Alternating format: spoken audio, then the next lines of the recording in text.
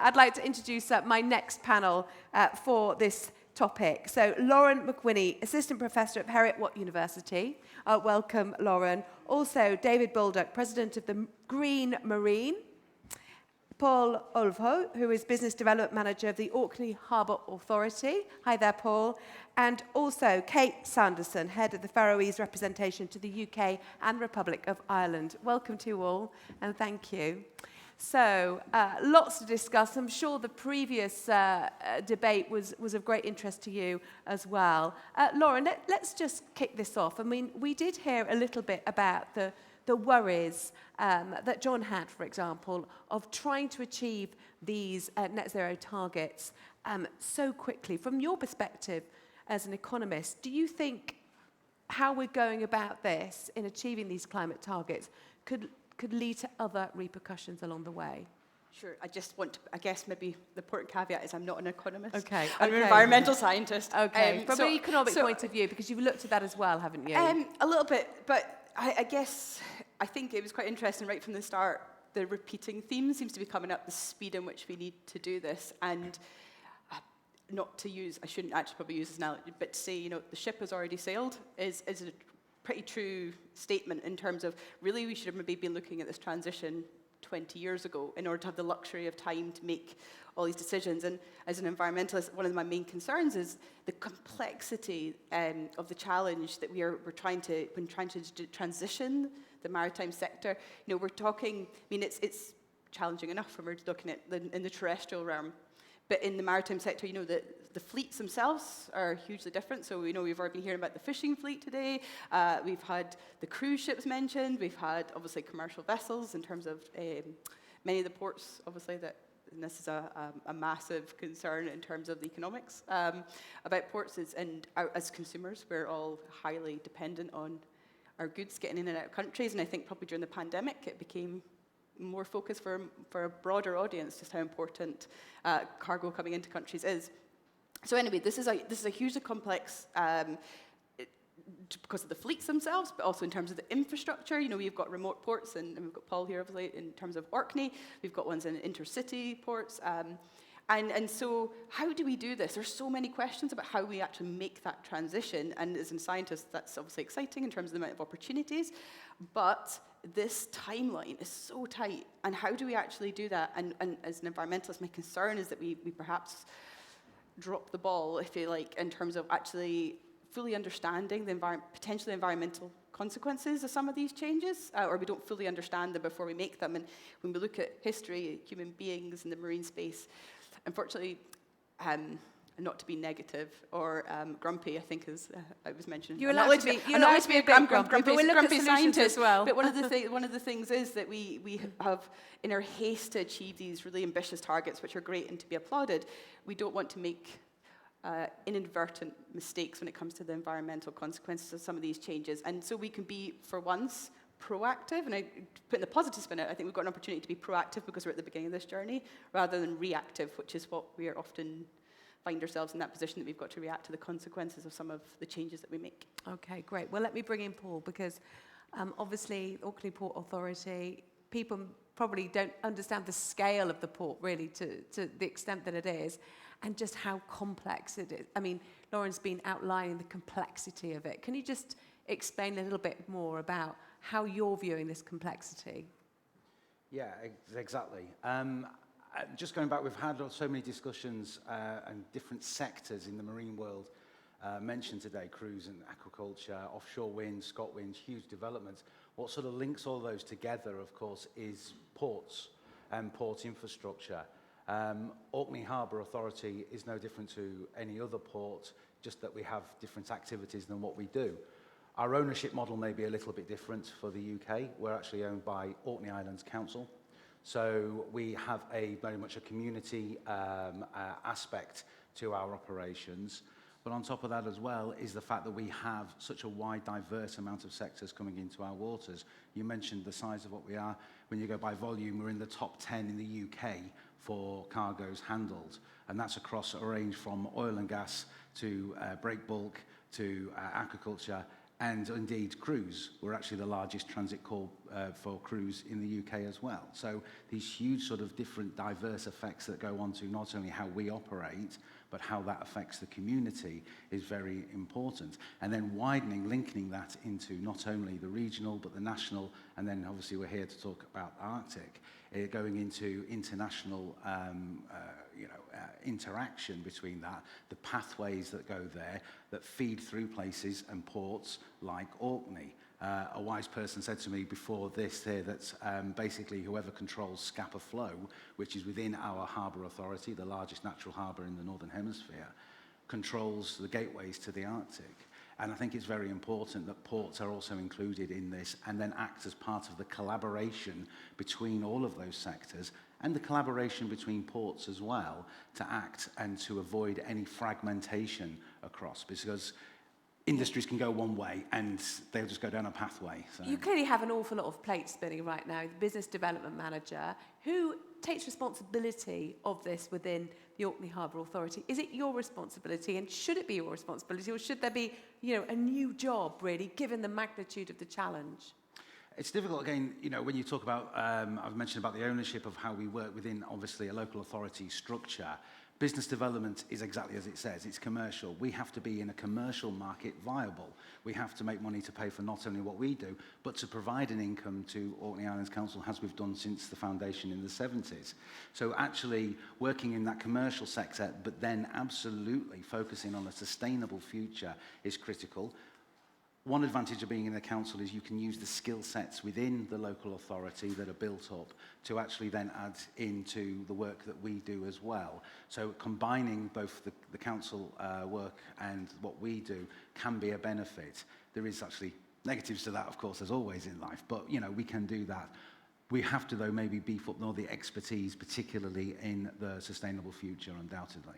Because, there are new roles being created in big companies, with your chief sustainability officers. Maybe that kind of consideration, I'm sure, will come up in the future. Kate Sanderson, how are you looking at this? How are you looking to try and reach these climate targets at the same time, ensure that, development, business development opportunities are grasped? Well, can I just begin by thanking Arctic Frontiers and the Scottish Government for giving the Faroe Islands an opportunity to be a part of this event here. We welcome that very much. I'm myself a generalist, a diplomat, and unfortunately it wasn't possible to get someone from the ports sector, the maritime sector in the Faroes to attend. But I can say just in general, obviously, as an island nation, ports are fundamental. Everybody in the Faroes lives within sight of a port, a harbour, and we have the same sort of diverse range of uses in terms of how we operate as an island nation. We're a fisheries nation. We're completely dependent on our exports of fisheries and seafood products. That's also including aquaculture. So we're also seeing a growing activity based on the aquaculture industry in terms of how the harbours and ports are used domestically. But internationally, obviously, this is key because we export all our fishing products and we're very dependent on imports for almost everything else. So I just say that because it's a part of the national consciousness. It's not a question of if, it's more how in terms of development of our interconnectability as an island nation. And the sea routes that we rely on.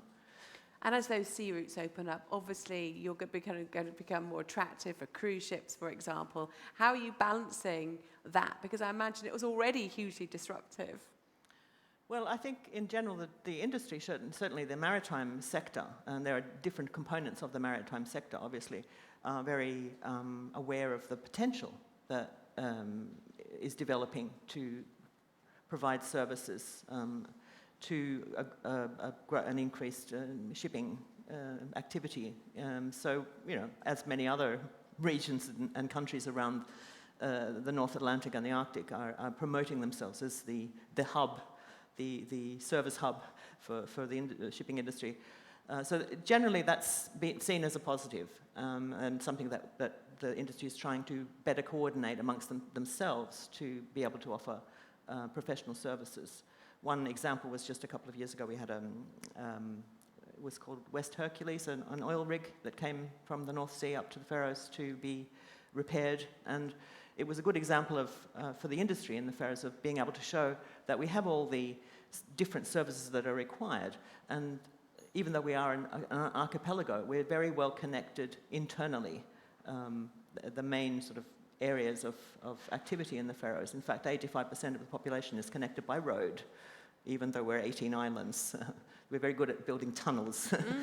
And that's very important exactly for that, to be able to make those sorts of services more effective.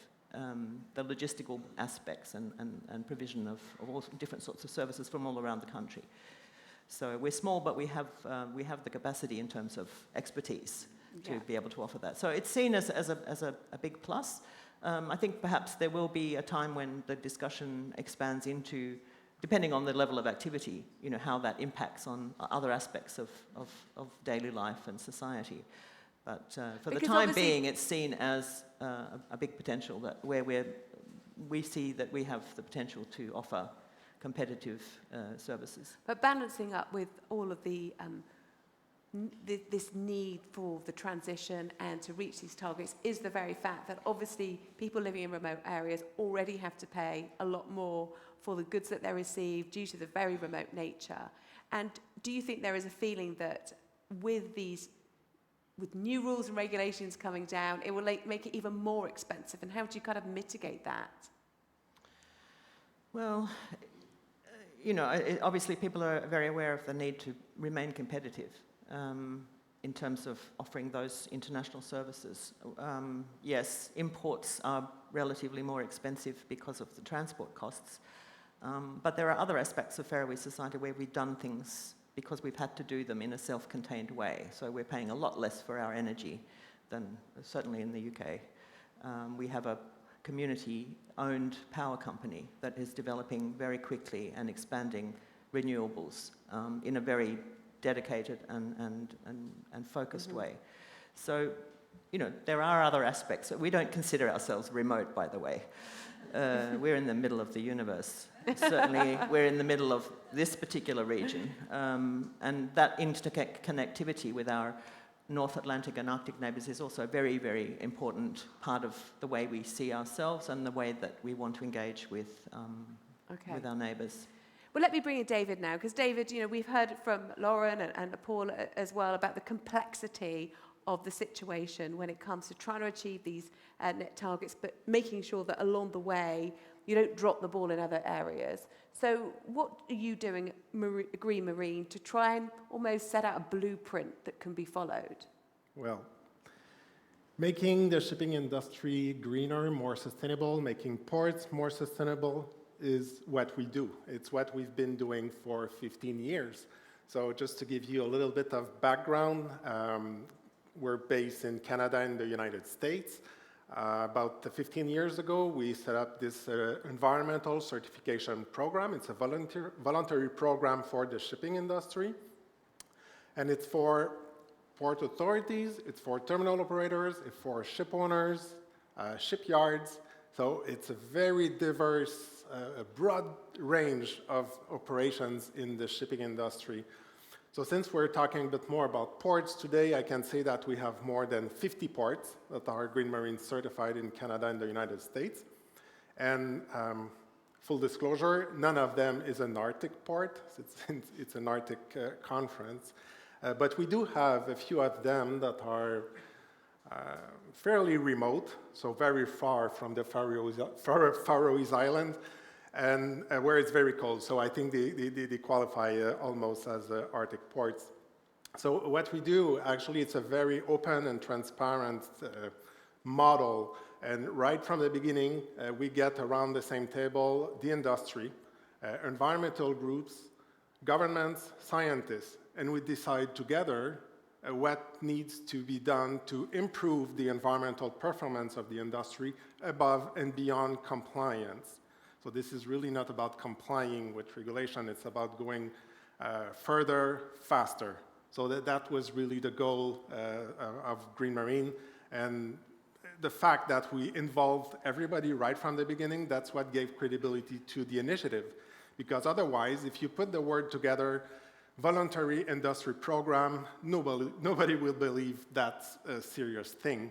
But again, right from the start, involving the stakeholders and deciding in a consensual way what excellence and leadership will be, what the target should be for greenhouse gases, what you should do in terms of waste management, underwater noise.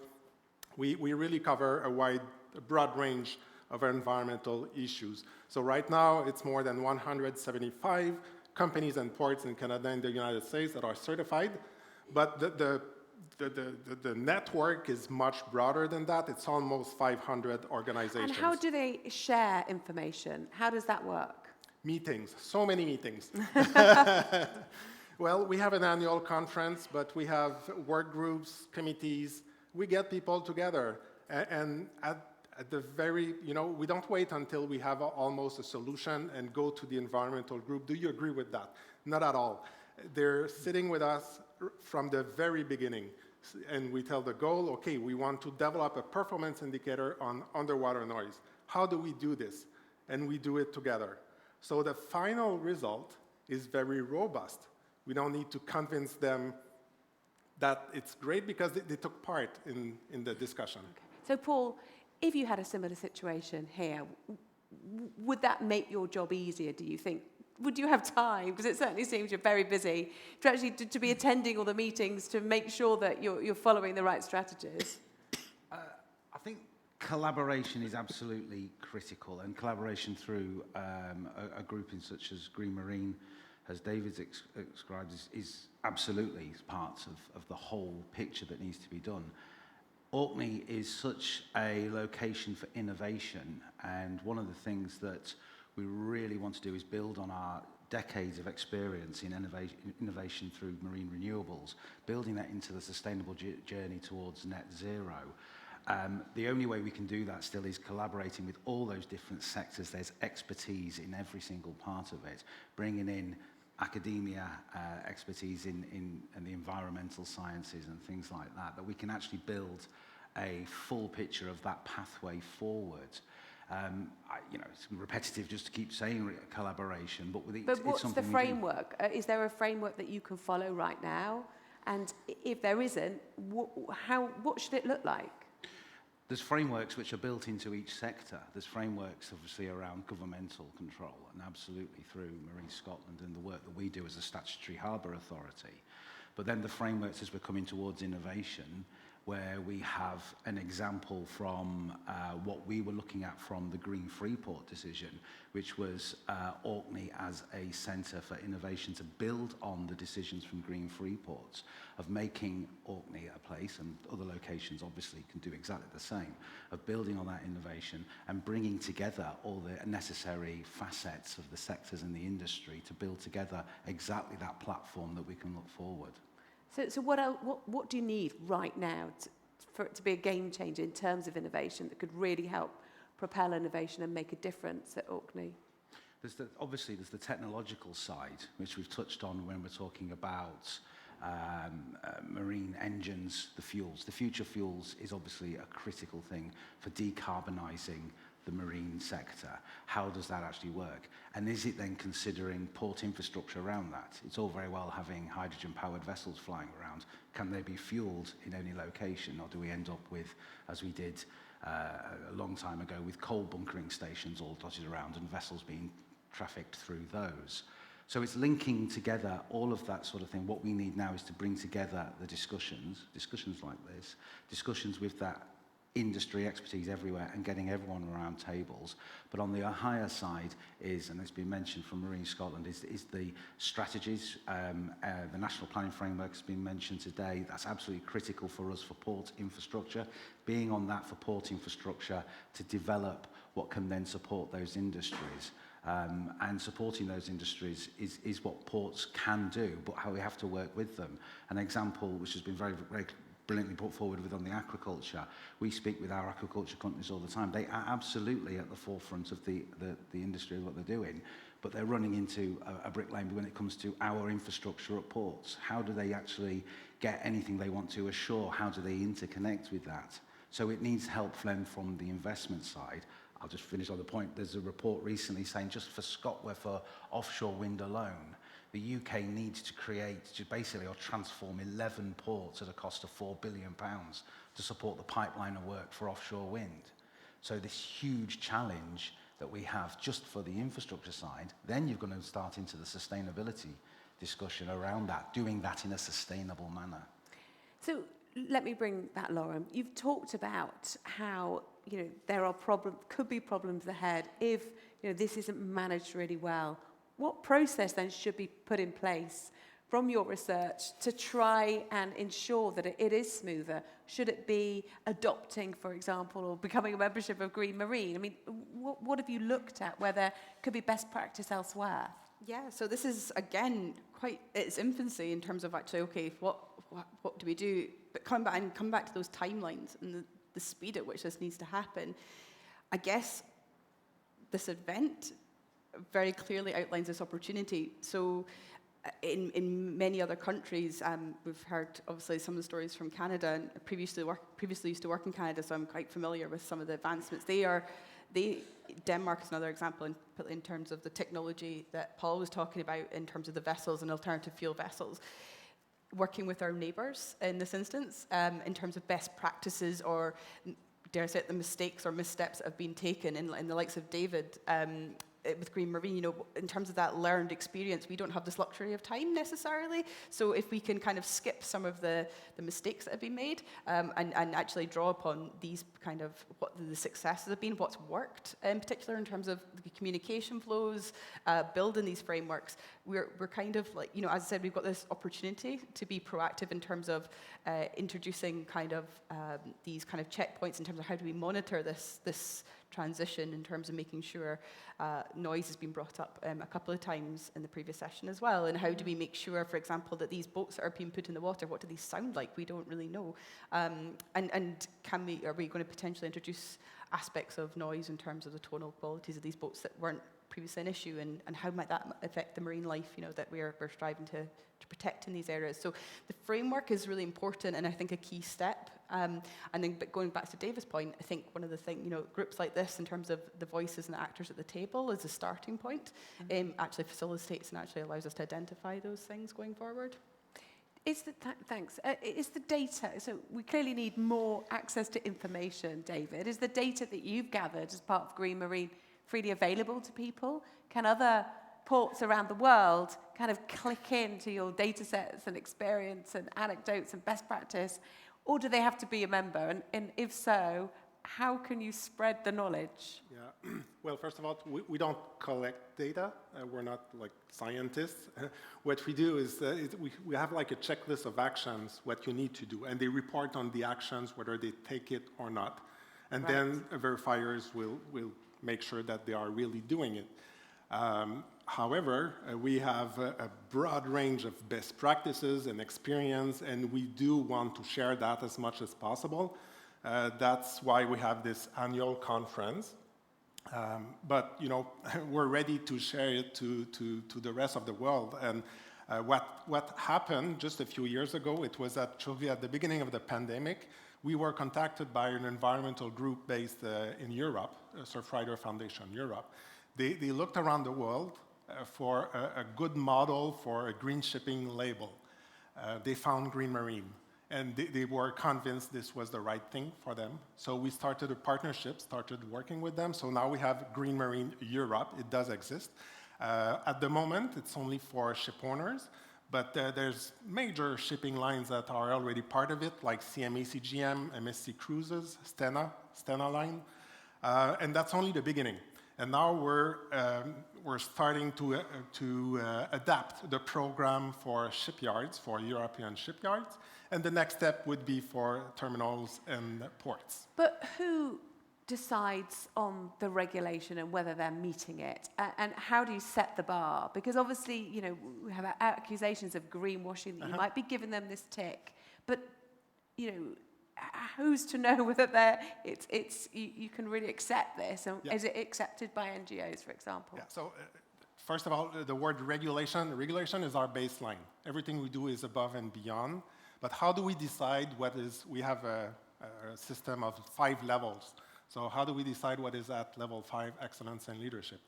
Consensus. We discuss around the table, as so many people look at the proposal, and it has to be ambitious and realistic. So we need the ports to agree with it, and we need World Wildlife Fund to agree with it. So we find the middle ground. And we've been doing that for 15 years, and it's very successful. It works very well.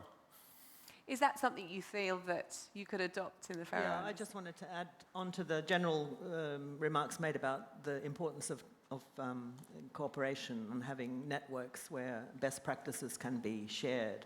And we do this quite a lot in the Faroes, and we value it very, very greatly. In particular, perhaps through the Nordic Council of Ministers and the various thematic groups that are under there, which includes one on energy. And that's a really good forum for us to share what we're up to, what we're trying to develop. And when the focus is in particular on the West Nordic region, we find that the conversations are a lot more useful because we're talking to people and other countries and areas that we share the experiences. We're talking the same language in terms of the challenges we have in the actual geographical region. So these are really important fora for us.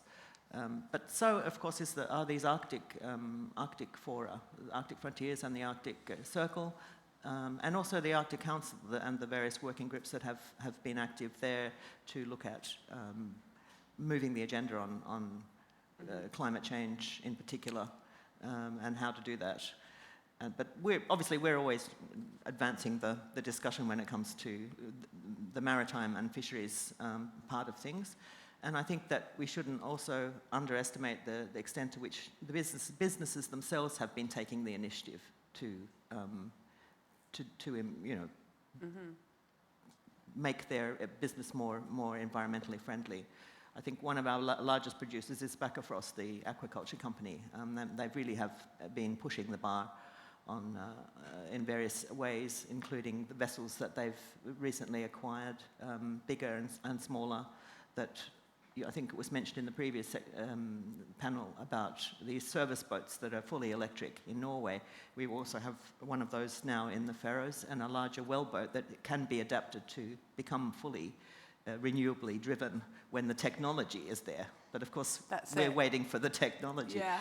And I should just add that for us, another valuable international collaboration is the IMO, where we are associate members. And that's very important for the Faroe Islands, that we are there in our own name, because it creates a sense of commitment and responsibility and requires us to follow up in an active way. Yeah, absolutely. So let me open the floor to questions. If anybody got a question for any of our panellists, and we've got the roving mics at the back. I just wanted to move to Paul in the meantime. Are you concerned that in the future you will be left behind and that actually your port will not be so popular? Effectively, shipping routes may even change if you don't get the infrastructure funding that you really need to make sure that it's fit for purpose in the next few decades? I'm not concerned that ships will disappear. Because I think that I'll use an example here in the vain hope there's not a cruise line executive in the room, because I want to go for cruise ships. I've mentioned we've got 228 cruise liners called, from the very smallest thing with 12 berths up to something with 4,000, 500,000 passengers on board. Cruise is a diverse thing. Cruise industry as a whole wants to come to Orkney, and Orkney has an incredible offer, and as long as cruise lines come in, Orkney will see cruise ships coming in. But what you've got to do is then manage those calls as they're coming in. I've used this many times that you can easily see as you come over the hill from where I live in South Ronaldsay, and you'll see a massive vessel on the berth, 4 stacks at the top churning out smoke for the day, as a giant hotel is basically alongside. So the challenge is to turn those stacks off when the vessel's alongside as a starting point. So how does that done? Well, shore power's the easy part of that. But shore power is not a case of plugging in a ship. You can do it with one of our tugs, but you can't do that. In fact, an MSC Preziosa will power Kirkwall rather than Kirkwall power MSC Preziosa. So the scale of investment and infrastructure that's needed to get that shore power, to get those stacks turned off when they come alongside, is a challenge. You can't just run straight at that with shore power. It's tens of millions. Norwegian colleagues, I know, can get that from their government a little easier than what we can. But the infrastructure on that side needs to be stepped up and work with the small wins that we have. Electrifying, green hydrogen, bus fleets, the shuttle buses we run, is something to step through as an immediacy. Can you increase levies, the duties that you pay for each arrival to then offset the cost? We have at the moment an environmental levy, which every vessel will pay that comes into there, and that's based on a basic scale at the moment. It's one thing that we have looked at, and I think it was probably pandemic sort of stopped it a little bit, but actually look at that leveraging of costs based on the emissions, the effects on the environment that a vessel has calling in. We know that obviously there is that model in Norway that works and charges out. We're in discussions with companies about that, and cruise lines are aware of it. That is a very alive thing that can be done to look at that. So then your harbour dues, you are punishing the more heavy ones. However, at the end of the day, you want everyone to be clean and emissions free. So you've got to do those small steps to it. Absolutely right. That first step could be a charging mechanism that would set up, switching off, from any diesel, like I said, from buses or anything like that, giving small wins to build up to the big win of a shore power connection. Yes. So, seeing there doesn't seem to be any cruise people in the room that are kind of coming back at this, I can continue to build on the cruise sector a little bit here. There's also another aspect of cruise ships, because it depends, obviously, if you're a stopping point where they're actually offloading, but they also place infrastructure demands on the local community, and they're often really polarizing. If you work in the tourist sector, then your job, you're going to make a lot of money from increased cruise ship traffic, whereas if you're a local resident, that can be a hugely disruptive event, having hundreds of people disembarking on a regular basis. But thinking about places like Orkney, who are increasingly, their actual the island's infrastructure is going across to renewables. Are they, in terms of what they are planned, in terms of their capacity to deliver, when you then disembark hundreds of people, that places demands on the energy requirements locally too, periodically.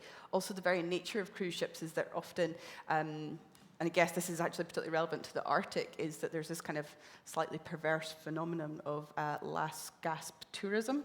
And the fact that some of the projections, or talked about projections, is that in the coming years we're going to see increased demand to visit the Arctic before it melts, which is a terribly sad thing, but that could have big implications for these stop-off points in these more remote, northerly kind of. It's not just the remote.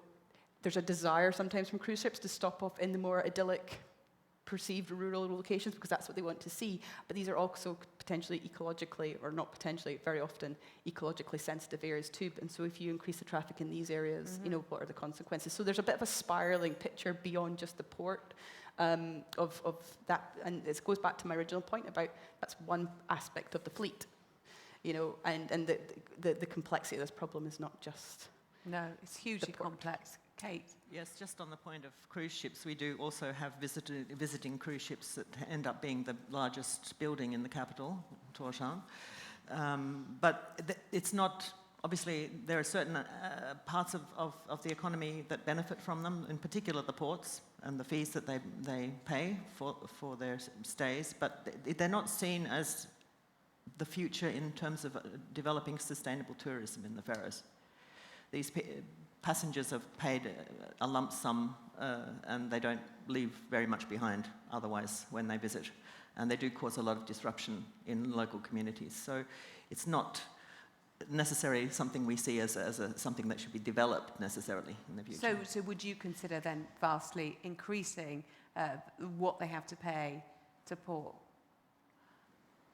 Possibly, but we have the same challenges in terms of power, and we don't have that technology to deal with that level of power requirement that these large vessels have. So, would you say are there any specific solutions when it comes to cruise ships that have come about at Green Marine and some of the ports? Have there already been other solutions that you could share, and have the kind of extra taxes actually been useful in nudging better behaviours by some ports? Yeah, Well, it's always very complicated with cruise ships. We do have a few cruise lines that are Green Marine certified, but they are smaller ones, and some of them operating in the Arctic, actually. But the shore power is a huge problem for ports because of the infrastructure, the electrical infrastructure that needs to be revamped in downtown areas. It's very complicated. Sometimes the power is not available, and the investment needed is massive. So we talked about increasing the fees in ports, but that's not nearly compensating the cost of building these facilities. So would the solution be have the cruise ship further away from the city, maybe? Because it is an important source of pollution for downtown areas. Okay. I just want to really end the panel. Oh, there's a question at the back, actually. Let me take that question and one in the middle. Hi, thank you. I just wanted to shift maybe to smaller scale vessels, and I'd be really interested to hear the panel's thoughts on what the convening power of national and regional governments and organizations is when trying to bridge the gap between a lot of these small-scale day trip vessels will electrify. They operate quite often. If you think about Scotland, aquaculture and small-scale fisheries are very focused on our Western Isles and West Coast communities, which are very rural and may not have the necessary electricity grid to support that. So it'd be very interesting to hear the panelists' thoughts on how governments and at regional level as well can have a convening power, because at the moment it feels a little bit like a chicken and egg. You know, the ports don't want to provide electrical infrastructure and the grid doesn't want to adapt because they're not sure of uptake, and no one wants to jump because there's no infrastructure. Yes. Thank you. Paul, how are you dealing with the chicken and egg scenario? The chicken and the egg, yes. It's heard across every single conversation. I always have it. We're in a port. Anything to do with infrastructure is chicken and egg. Naturally. So how do you break that cycle, or however you want to call it? We actually in Orkney are a little bit, I think, different. Again, the way we look at things, we do have shore power connections for our small vessels, which is we are a ship owner and operator. Our ferry fleet, internal ferry fleet can plug in. Our tugs and launches can plug into power. And we did actually have the UK's first working shore power unit for one of the Northlink ferries, the lifeline ferries that runs between Scrabster and Stromness. So we've got some of those things in. Funding obviously helped with that. When you talk about then the next stage of where that goes up, absolutely. How then do you build on top of that for all the different sectors, whether it's, I'm going to pick it on cruise all the time, but small cruise, tenders for cruise, workboats that are working offshore and in the offshore wind market of what they need to do. You can provide that point of small power for them because it's available on our grid. It's when it steps beyond that, we then need to develop with the networks. SSEN is a classic example of working with them to provide at least a feasibility for what we need to do in that. And that has to happen everywhere. And it's the same, I speak to ports, major ports around Europe, and they have exactly the same sort of issues. They just have more ships, bigger ships to plug in. Okay, Lauren. Yeah, and I don't know, I think the small boat aspect or alternative fuels and small boats is a really interesting one. I just want to build or put more thinking points out there because, what Paul, the organisation that Paul's involved with is still fundamentally massive by comparison to local small harbours. And if we look at on land, again, lessons learned, one of the things, we've seen is the increasing uptake of electric cars, okay? But one of the big failings of that whole system has been that, yes, people bought into that and have purchased electric vehicles, in terms of going in the right direction. However, there wasn't the charging infrastructure in place prior to those cars being put on, to actually support the level of electric vehicles we see now. And thinking about these smaller boats, right, that might be in rural, really, communities, is there going to be an appetite from, the truth of the matter is that people that are, recreational boaters and small-scale fishermen, are probably likely to be very connected to their marine spaces, and they might be more switched on in terms of wanting to do what's what they perceive to be best. So are they actually going to be a driving force in terms of this transition? Are they going to want to have, and we know the technology is there now, there are small craft that are, and we've been given examples in the previous session of that, smaller craft that are in the water now. But how do we, they don't have even remotely like the financial income that large ports have. How are they going to transition if there's also the increasing demand there? Absolutely. Okay. Well, there's another question, I think, there's two more questions I spotted, so I'll just take those two, both in the middle, and then we're going to have to wrap up the session, I'm afraid, but I do want to take those two, so go ahead. Hi, thanks. I was interested to see that the session's called Hubs of Innovation and Wellbeing. In particular, the question there about new infrastructure promotes social well-being in addition to economic development. And we have a local example where there is a slight disconnect between those two elements. So I was very interested to hear from some of the panel members to see what is your definition of social well-being in the contexts of your port harbour examples. Kate, could I ask you, what do you think social well-being means in the Faroe Islands? Well, we have a good example of an issue that's been much debated in the Faroes, and that's the noise from vessels at dock and the disruption to local communities. And that's both in Tórshavn, which is quite unique in the way that there are residential areas right near the harbour and right downtown in the sort of central business district. And it's actually partly the oldest part of Tórshavn, so a very historical part of town where people still live. And in another community as well where there have been fishing vessels docked. And that's partly related to this lack of shore power because they're running their engines. They're simply sitting there running their engines to while they're at dock, which is very, very noisy. So that's been something that's been part of the discussion, and there have been some mechanisms introduced to at least some disincentives for these vessels. If they don't do something about reducing their noise, they'll be banned after a certain amount of time. But it's still not completely resolved, and there's still a lot of, there's even an association that's been formed to address this, a sort of lobby group to address the sound problem from the vessels. So That's David, one example. David, are there any other examples that you can share from your members? I find this a very interesting question because initially Green Marine was only about the environmental impact of the shipping activity. But recently, about 2-3 years ago, we developed and launched a new performance indicator called Community Relations. And this was coming from our port members. So 15 years ago, it was not really on the radar screen, I guess.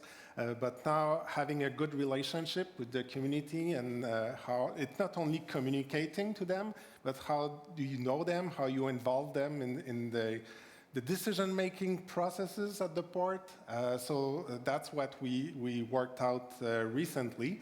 And so there's a layer of several levels and many requirements in there. And just to give you an example, at our highest level, you have co-creation projects with the community. So it means that, let's say you have a shoreline access project. You don't, again, develop your project and then try to sell it to the community. You set up a work group, you invite them, you tell your intention, and you work with the community to go there. And then there are other requirements like measuring your social acceptability. And we're working, this is almost groundbreaking stuff in the shipping industry because nobody used to do that before. So we're working with universities actually to help us do pilot project and then share the conclusions so all the other ports in the network can use these new tools. Okay. Yeah, just very quickly as well, I guess, Tavis, in terms of your question, so another example, it's quite interesting, a lot of this is deferred to the wider community, but I work a lot with the Port of Antwerp, obviously not an Arctic port, but they are embarking currently on this green transition for the Port of Antwerp, and one of the aspects that they've been looking at is the well-being of the port workers and the staff involved with the actual port itself, because it's a huge employer, and looking at things even down to the basic well-being of the staff in terms of they've introduced cycle, so they're basically trying to reconfigure the port, so they now have cycle pathways to encourage, and they're current, I think, looking at 60% of them cycle to work now, but they've changed the infrastructure, so there's now green cycle routes to the city and back again from the port, which are, so I think it's a super interesting question, and again, we're on this beginning of that journey, I think, in terms of how we actually incorporate it, because it's always in there, but how do you how do you bring it into fruition is the question. Thank you. Just one more question, just in the middle there. Yeah. Is this working? I don't think it is. Yeah. Thank you. I was just really intrigued by Catherine's observations from Faroes about, the imagination of cruise lines as a kind of long-term, hopefully sustainable, industry providing jobs and all the usual things for Arctic communities like Faroes, like Orkney, like elsewhere all over where they put in. I wondered, it's probably not the right panel for this question, but I was intrigued. I was wanting to pose the question to like Norwegian and Scottish. Perhaps Paul could respond on behalf of the Scottish perspective on it, which is that view that Kate described for Faroes, that actually we don't see it particularly as necessarily a significant part of our future.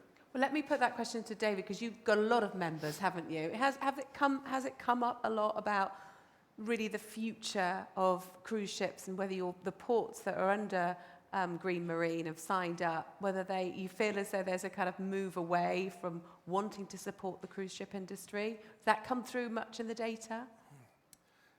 I've seen this. Well, not the data, because I know you don't have the yeah. data, but the sharing of experience. I've seen a trend, let's say, over the past 10, 15 years.